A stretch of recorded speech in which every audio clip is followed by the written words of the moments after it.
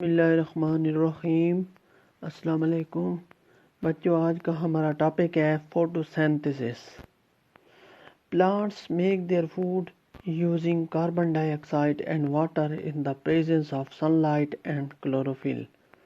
پودے اپنی خوراک بناتے ہیں کاربن ڈائی آکسائڈ اور پانی کو استعمال کر کے سورج کی روشنی اور کلوروفل کی موجودگی میں۔ This process is called فوٹوسینتھسس۔ اس عمل کو فوٹوسینتھسس کہتے ہیں۔ Plants also evolve oxygen during photosynthesis. Evolve کا مطلب ہوتا ہے کھولنا یا پھیلانا۔ پودے فوٹوسینتھسس کے عمل کے دوران آکسیجن پھیلاتے ہیں۔ Do you remember that all organisms use oxygen during respiration? کیا آپ کو یاد ہے کہ تمام آرگنزمز آکسیجن کو استعمال کرتے ہیں ریسپریشن کے عمل کے دوران؟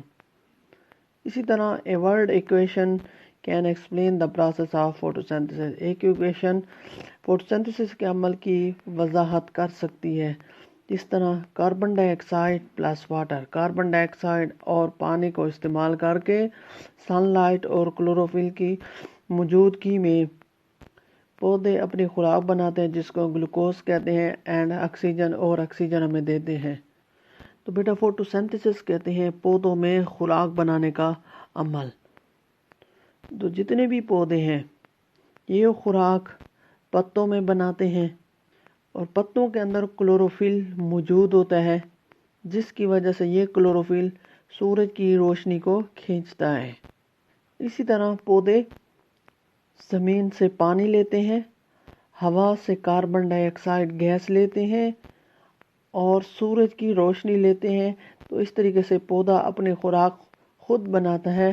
تو اس پروسیس کو ہم فوٹوسینتھسس کہتے ہیں۔ اور یاد رکھیں کہ فوٹوسینتھسس کے عمل کے دوران پودا آکسیجن کو خارج کرتا ہے، اور جب وہ سانس لیتا ہے تو دوبارہ آکسیجن کو لیتا بھی ہے۔ تو اس طریقے سے یہ ایکویشن ہے کہ پودے ہوا سے کاربن ڈائی آکسائڈ گیس لیتے ہیں اور زمین سے پانی لیتے ہیں، سورج کی روشنی کی موجودگی میں اور کلوروفل کی موجودگی میں۔ کیا بناتے ہیں پودے؟ اپنی خوراک بناتے ہیں، جس کو گلوکوز کہتے ہیں، اور آکسیجن ہمیں دیتے ہیں۔ تو اس پروسیس کو ہم فوٹوسینتھسس کہتے ہیں۔ اسی طرح امپورٹنس آف فوٹوسینتھسس۔ فوٹوسینتھسس کی اہمیت۔ Photosynthesis is one of the most important chemical changes that take place in our world. Photosynthesis ایک زیادہ تر اہم کیمیائی عمل ہے جو ہماری ورلڈ میں ہوتا ہے۔ If photosynthesis does not take place، اگر photosynthesis کا عمل نہیں ہوتا، nearly all living things will die، تو جتنے بھی living things ہوں گے وہ ختم ہو جاتے ہیں۔ Glucose and oxygen are the products of photosynthesis. Glucose اور آکسیجن یہ فوٹوسینتھسس کے پروڈکٹس ہیں۔ پروڈکٹ سے مراد کہ یہ گلوکوز اور آکسیجن فوٹوسینتھسس کے عمل کے دوران ہمیں حاصل ہوتے ہیں۔ All living things use these two products in respiration to produce energy۔ اور جتنے بھی تمام لیونگ تھنگز ہیں وہ انہی دو پروڈکٹس ہو، یعنی کہ گلوکوز خوراک اور آکسیجن کو استعمال کر کے انرجی پیدا کرتے ہیں، اور وہ عمل کہلاتا ہے respiration. This energy is used to perform different activities of life. اسی طرح لیونگ تھنگز اسی انرجی کو استعمال کر کے زندگی میں مختلف قسم کی ایکٹیویٹیز پرفارم کرتے ہیں۔ تو بیٹا امپورٹنس کہتے ہیں اہمیت، یعنی کہ فوٹوسینتھسس کی اہمیت کیا ہے؟ تو بیٹا جتنے بھی پلانٹس ہیں ان سب کے لیے فوٹوسینتھسس کا عمل بہت ہی اہم ہے، بلکہ جتنے بھی لیونگ تھنگز ہیں ان سب کے لیے فوٹوسینتھسس کا عمل بہت اہم ہے۔ فوٹوسینتھسس کے عمل کے بغیر پودے اپنی خوراک نہیں بنا سکتے، جس کی وجہ سے ارد گرد جتنے بھی لیونگ تھنگز ہوتے ہیں وہ سارے ختم ہو جاتے ہیں۔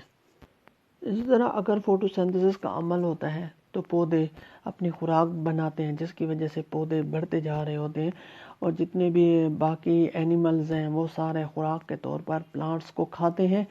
اگر یہ پلانٹس نہیں ہوں گے تو پھر اینیملز جانور وغیرہ بھی نہیں ہو سکتے. اور جب فوٹوسنتھسس کا عمل ہوتا ہے تو فوٹوسنتھسس کے عمل کے دوران آکسیجن بھی پیدا ہوتی ہے اور پودا اپنی خوراک بھی بناتا ہے.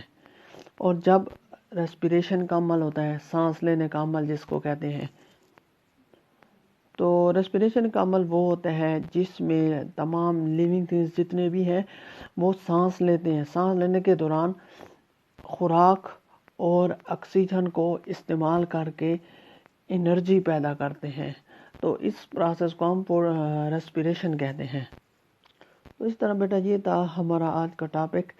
نیکسٹ انشاءاللہ effects of different factors on photosynthesis, یہ ہم نیکسٹ لیکچر میں ڈسکس کریں گے.